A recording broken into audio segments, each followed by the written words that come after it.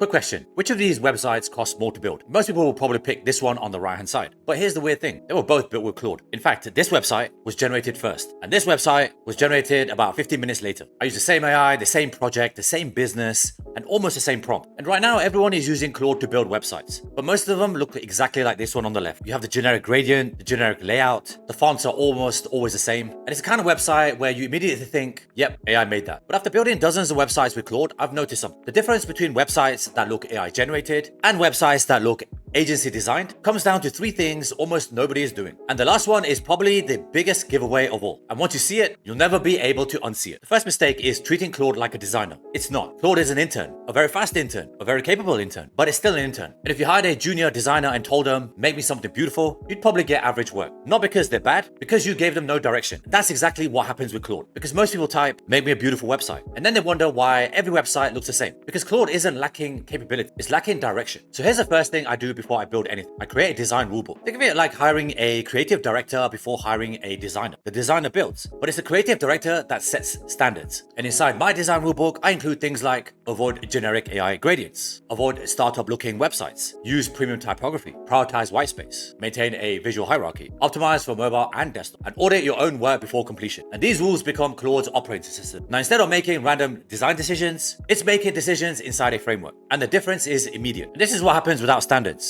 I mean, for a first pass, it's not bad, but it's kind of boring. The fonts are okay, but they're not amazing. There's a lot of empty space here that I could use to make it more interesting. And I feel like there's content for content's sake, not for actually enticing people that I want inside my restaurant. But this is what happens with standards. I'm using the same AI, but I'm getting completely different results. And the second mistake is expecting Claude to invent great design from scratch. Professional designers don't do that. Agencies don't do that. Creative directors don't do that. Everyone uses references. Every designer has inspiration. Every designer studies other work. So why wouldn't Claude? So whenever I start a project, I usually find a website that I genuinely love. And it's usually from dribble.com. So I did a search for web design and it's sorted by popular. And there's a couple that grabbed my attention. The first one is this one here. And this is the one that I actually used for the second better website. But I also like this one. This one really grabs my attention. And the way I see it is if it grabs my attention, it's going to grab my users or my customers' attention. I love this because it's bright, it's bold, it grabs attention. I think it would make a great palette, a great color branding option for a restaurant. Then I take a screenshot or I save the image on my desktop. Now this is examples of art, but if you are using entire websites for inspiration, make sure you grab everything and not just the hero image, because now Claude has a target. So instead of saying make it look good, I'm saying make it feel more like this. And that's a complete different instruction. And the quality jump is massive. And this creative studio has a ton of inspiration that I can take. And here's what Claude produced from it. But notice something, it's not copying, it's borrowing. The feeling, the spacing, the hierarchy, the design language, and that's exactly what you want. Now let's actually build the website. So I'm inside of Claude Code here, and I'm pointing it to a folder. In this example, it's website demo. You'll just call it whatever the project's name is, such as Bob's Bar and Grill. And inside the project folder, you would have some assets. So I've included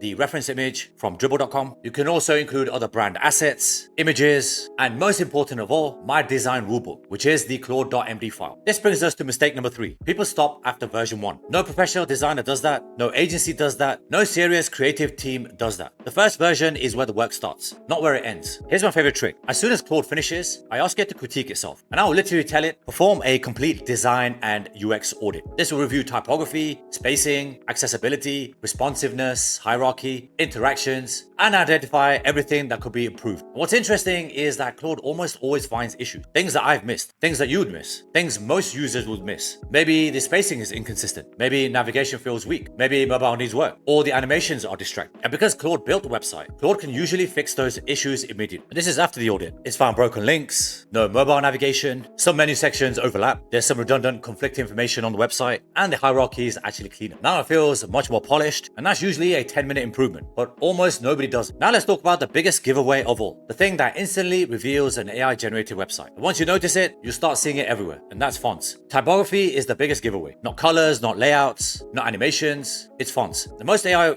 generated websites use safe generic typography, and there's nothing technically wrong with it, but it doesn't feel premium. It doesn't feel intentional, and it definitely doesn't feel custom. Here's what I do instead. I find a website with typography that I love, and then I take a screenshot. So over at dribble.com, let's say I want to use this typography. I'd grab it, I'd add it to my project folder, I show it to Claude, and I say match the typography style for this asset. Or sometimes I'll even use a specific Google font, and then suddenly everything changes. The website feels more premium, it's more branded, more intentional, and all from changing one thing. And good typography can make an average website feel expensive, and bad typography can make an expensive website feel cheap. But I'm gonna go one step further. And I'm gonna create images that match the branding, the colors, the layout, the look and feel of the better version of Bob's Bar and Grill. And I'm gonna use AI to do this. So head over to any image generator. I'm using Google Gemini because I already paid for this. And then you wanna attach the actual HTML file that Claude creates. So for my example, it's called Bob's Bar and Grill landing page.html. And I've given it a very simple, which is create reference images